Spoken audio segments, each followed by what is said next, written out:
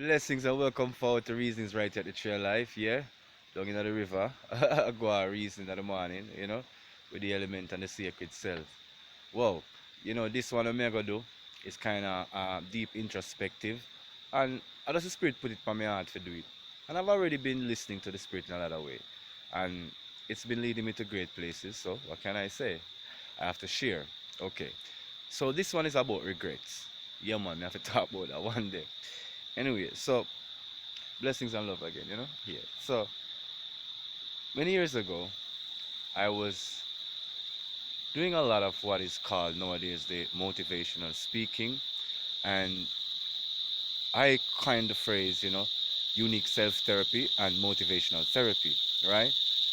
I was around a few individuals at the time, and I made allusions to one of those individuals on one of the other videos. But there's another individual named Courtney Kazembe, and being around him taught me a lot about the power of the authenticity, and it taught me about the true nature of myself, or being, or of ourselves. I did a couple of his workshops, and it kind of centered my mind and got me to focus, because previously I was just a person who had this motivational thought, and then I said I don't think I was so good of a public speaker, but I wanted to be, and I felt I had the inspiration and enough information to be, but I felt that our people would not be moved by a public speaker.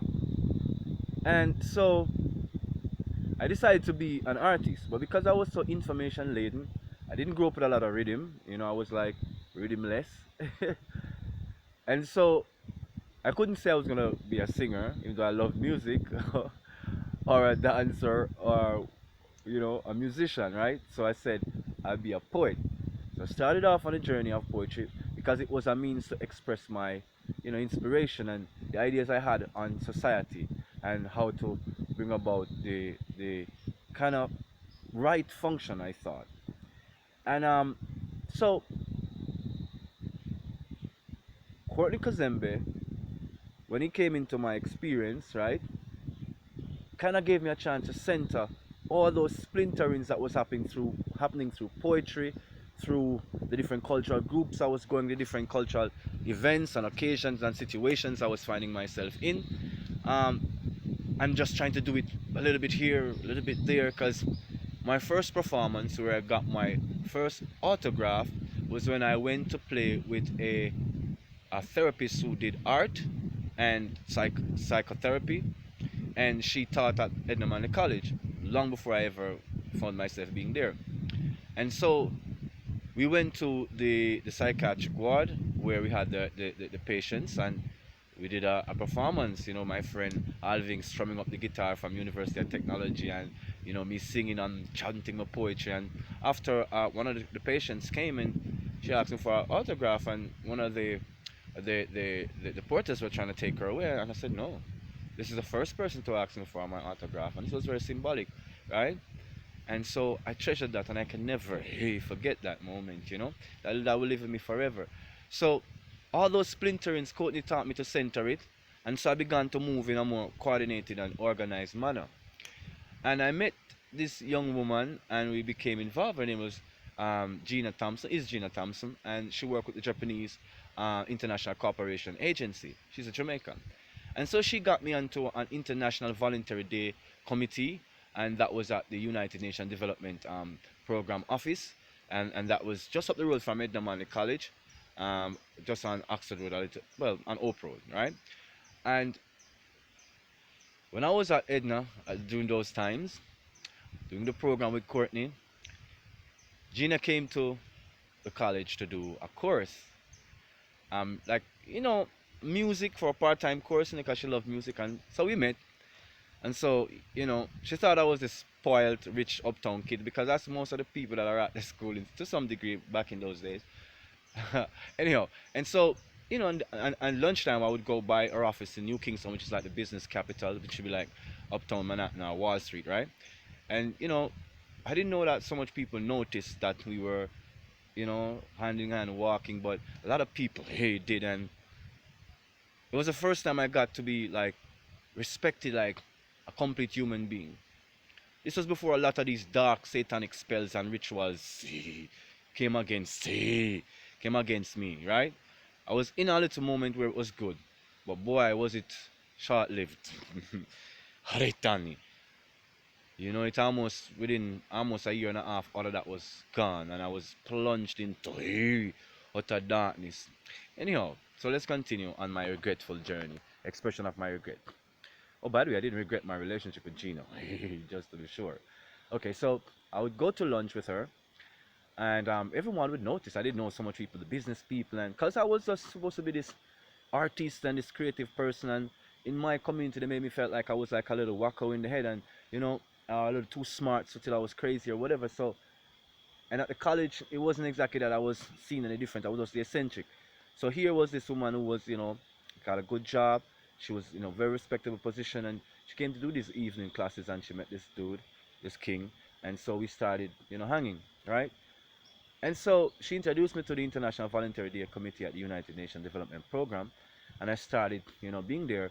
And this committee was very important because it was responsible for a lot of volunteerism on a civic level that involved the international cooperation agencies like the UN and JICA was what it's called, and CVSS, and the major newspaper, and because they had media and a lot of other people, right?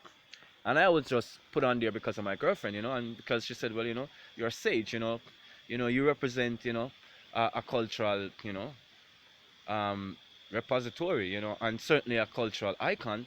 Even though I didn't see it that way, I think it was my girl talking. But anyway, I went to the meetings and I started getting along with the people. I met some interesting people from all these corporate entities and all these social bodies, right?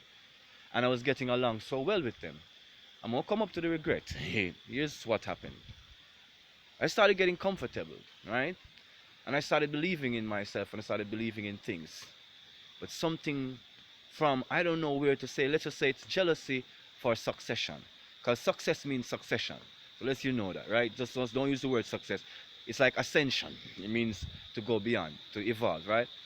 Expand beyond your circumstances. So because of this move, I don't know if it had destroyed somebody's intention to destroy me. But I recount going to these meetings, and my girlfriend, she was usually dropped to the office, to the meetings by the drivers from the agency, or she'd come to see me, and we would just walk up. Or sometimes I would walk up because, you know, I would say, girl, you're in Ivy League, you know, no me power with no dreadlocks, and, you know, even though me try dress good, you know what I mean? Don't be trying to, you know, bring on your standards like in their eyes, corporate wise, you know, to be like seeing up with me. Sometimes she wouldn't mind, but sometimes I would convince her and she would go the official route. Because already, you know, they knew me now. You know, I had my name, and you can't go across these corporate bodies unless your name there at the gate. If you get what me I say. So, not play no games, right? We know that. So, here's my point. So I would be walking through, and these members that are corporate people and at the high levels and reasonable high levels within the society, not the highest, but you know, reasonable functionaries, right? They will be coming in, and reach to a point where I'm walking, the security guard would see me walking, coming through, see a line of them blocking traffic sometimes, waiting for him to pull up the thing, and the security guard would step out and pull the side gate, and let me through, right? And so, hey, this was a thing where I first noticed it, and no, let me be honest, I didn't first notice it. My girlfriend one day coming in with the corporate bus, right? She noticed it and said, "Did you notice that security guard forsake the line to let you in?" I'm like, "No, it's not like that. I mean, come on, like a Rasta, right?" A few days later, that was confirmed. Hey, when he spoke to me and said, "Rasta, I rate you. Everybody has a drive, everybody has a big society. You're the only person that has to represent the people. Right? I'm gonna rate you for that, youth." I was feeling low. I was feeling so bad in myself because I didn't have a car, didn't have this important position. And I felt like, you know, people were like just disrespecting my ability without first giving me a chance to express it. So on these committees, they were organizing social projects, right? The one of memory that comes to me near the end of my time there They were building a sewage treatment plant in somewhere, maybe in St. Mary, I think, right? And they were organizing all the government grants and the funding and the different entities, the corporate bodies, and the media moments, all of that. They were organizing, and we were there. And the people who were from the United Nations Development Program, the UNDP, two ladies, right? They recognized how I would add to the moment, how I would be in the meetings, and just my energy and everything. You know what I mean? They knew who brought me there. But when I would sign my name, I would want to sign um, Jerome Butler or Jerome Sage Butler, poet. And they said, no, Sage. So I said, don't I have to explain? They said, no, you are Sage. That's all you need to put. And I have documents from those times that still have that with just my name, Sage. We did cultural programs and launched these things, and I was a cultural ambassador. I have these things in my dossier, right? And so I was a cultural ambassador. I got to sit beside Bertrand Whiteman, which was the Minister of Culture at the time, and you know, people were treating me in an amazing way during this period of time, as I said, during the launch of these programs. But here's where my regret began to happen. I already felt out of place. These ladies who were directors and executives within the program offered me an office space to be a volunteer, but I could get my own office space and help the United Nations Development Program work on some of its activities, right? Edna was just down the road. I was a man that was smoking a lot at the time. I didn't have a control over my smoking, so I was like, damn, why am I gonna smoke? And the Spirit says, well, go to Edna first, blaze up a tree alive, then go to the office. And I did that for a while. Why I couldn't stay was because the regret. So we'll get into that right now. After one of these major programs, right? Oh yes, we should do one more context. So being on this board, all these powerful people, I looked at myself as being like, you know, and there was this beautiful lady that represented a strong corporate entity. Remember, I had my girlfriend, and my girlfriend she was like gorgeous, but this woman was super gorgeous and intelligent. She took a liking to me, and the more important people, he took a liking to me. Even the customers took a liking to me, and more than once she told me some stuff. The mayor, they told me some stuff that made me worry. They were like looking at me like you should answer questions about the archetype. But them time I wasn't that smart, to be honest. But I was aware, but not that smart. So they took a liking to me, and I think the jealous archetype, the destroyer of men, the destroyer of beings, the destroyer of worlds, were working a plan to bring me down. And it started right there. Right there. Hey. Because one day there was a member, a woman, and she represented one of the other social organizations, but there are 3 members that represent that social organization. And she's amongst the 3, so they're not always there, and they're interwoven at certain points. Some points they're all there, some points they're not all there. But she started coming after one of the male members stopped coming or had some other assignments. I can't remember the exact agencies because, do pardon me, that was many years ago, right? So she said to me one day, right, after we had gone through the thing about the sewer plant and sewer treatment plant and those meetings and all of the great grandstanding and beautiful plans. She's a walker like myself too, I should say that. And one day I was walking back because my girlfriend had not come because she had a meeting that day, and she also worked within the corporate society, right, New Kingston. So we were walking back together. Just so happens me and I was walking back together. No funny play, me I tell you. No hanky panky, right? I did tell her that I like the cute woman, but no hanky panky with this one. No weird intention. How me hide things, sir? What sense me I can hide if it's an intention, right? Hey. Anyway, just going by because I'm going to see my girl, right? So we're going up, and she says to me, "Oh, you and I, we shouldn't be too caught up in this." I said, "What? This is a perfect chance to help my society to be a part of something meaningful." She says, "We shouldn't be caught up in this. You see those people at the top?" And she named with a few people. "You notice they drive BMWs and Mercedes Benz?" So I said, "Yeah, but they got big jobs." She's like, "Oh, that's not the job. That's the grant money. That's where the money is coming, and that's where the money is going." Right? So you talk about all these things are not important, but they're talking about plants and doing this. They're talking about that they're gonna buy themselves some cars and spend the money on their families and things like that. So you and I are just a puppet who are so devoted and so driven that we think that there's something good to be gained from this, but we're gonna always be walking in And there I was going to be driving in. And I just want you to not get your hopes up. That sunk me deep. It hit me because little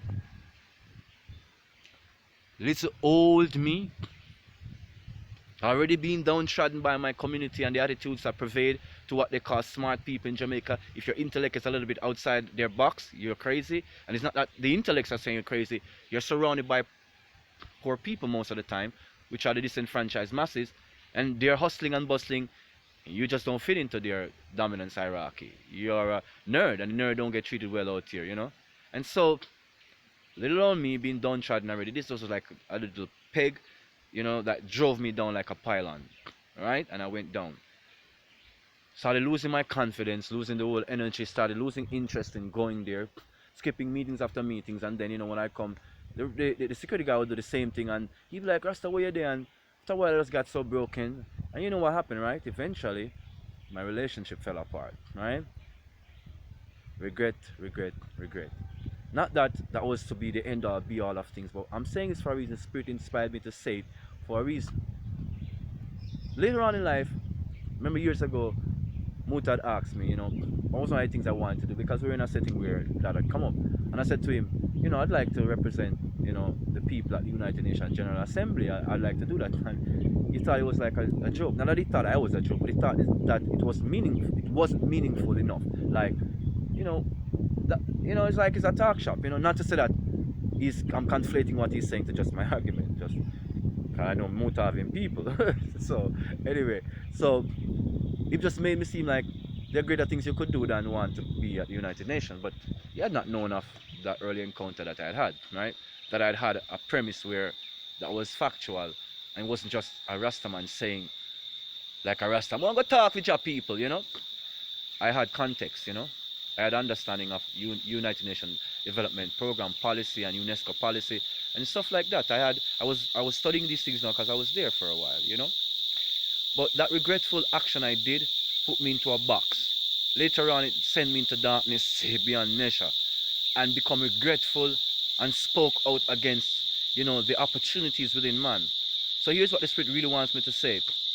I made a choice based upon a fear within myself, reinforced by the negative activities of the Luciferian activity manifesting as human beings, as the way humans use their thoughts to manipulate others, right? Me and her were both in the same situation. Let's just say victims of circumstances. But I was thinking, as my heart was telling me, this was my opportunity. But unlike her, I became like her to conflate all of that to my own fears, my own worries. Maybe she had a jealousy. Maybe she thought I was too popular. Maybe she thought that I was just like her. Why were they liking me? Was me a Rasta? So, you know, and she was browning and cute and all that, right? So that's just one angle in. So I let all of these things, people, influence our minds right into our fears and our weaknesses, so we feel justified to say, oh, the United Nations, all these organizations, all this inspiration the Lord gave us was without value. We're like, well, you know, it's no big deal, you know. See it there? It comes to no value. It's erroneous. We were given these tasks for a reason. We were called upon for a reason. And I regret not fulfilling that mission to be a part of that organization, because now I'm just in a little abstracted corner of society. And people take what I'm saying as just some spiritual knowledge. And I have been educating myself in the deeper functionalities of how to structure and manifest a divinely functional society without the class structures being offended. You hear me? Without the class structures being offended. Now, people who are in the old archetypes by nature transpose into the new. Without these powerful beings admonishing the new age and the new ways to manifest the old ways, none of this will become. So the truth is, a lot of the more powerful people have made it possible for certain individual and certain states of being to manifest, and for us to have structural design functionalities around our organizations. But a lot of people exploit these monies.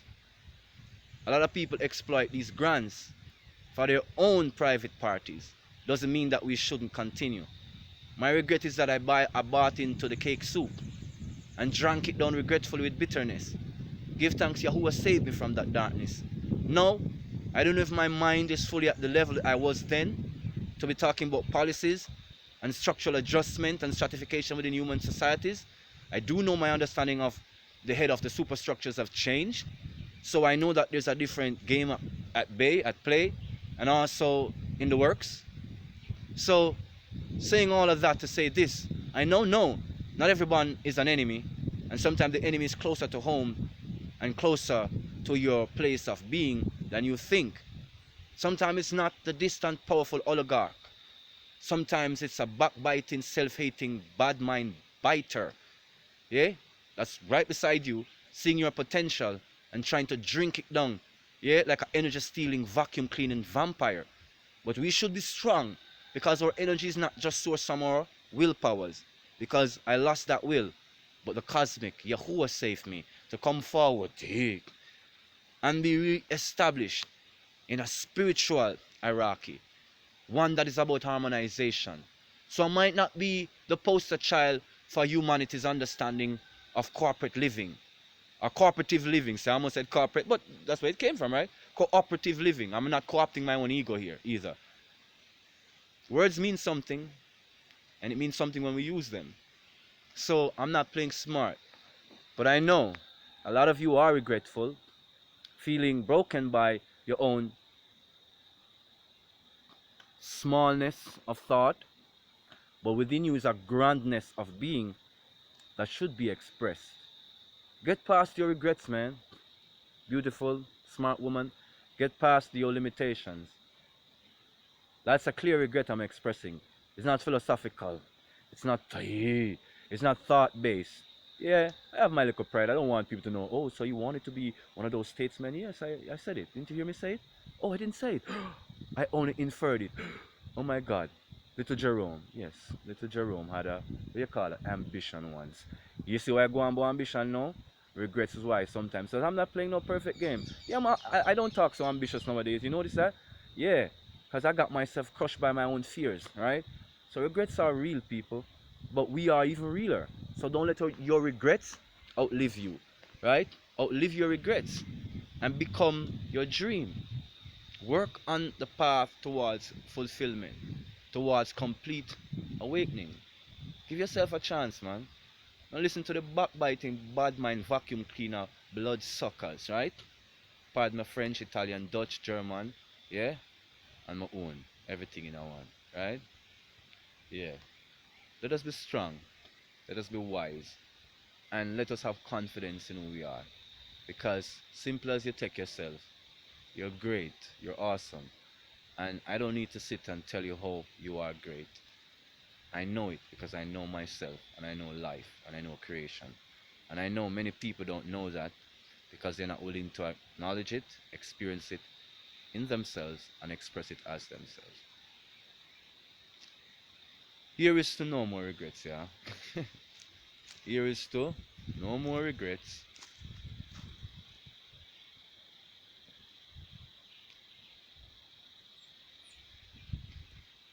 And no more harsh over self-judgment. Yes, you have to analyze yourself, question your efficacy, question your intent and your motive, but no unjust judgment against yourself. Love yourself, because you're a lovely divine gift to yourself, to your community, to your family, to your experience, to our experience. Because when you shine, we all see your light, and we know there's darkness all around. So we want you to shine. Shine on, shine in, shine out, shine through the regrets to see the joy of complete being. Love and blessings.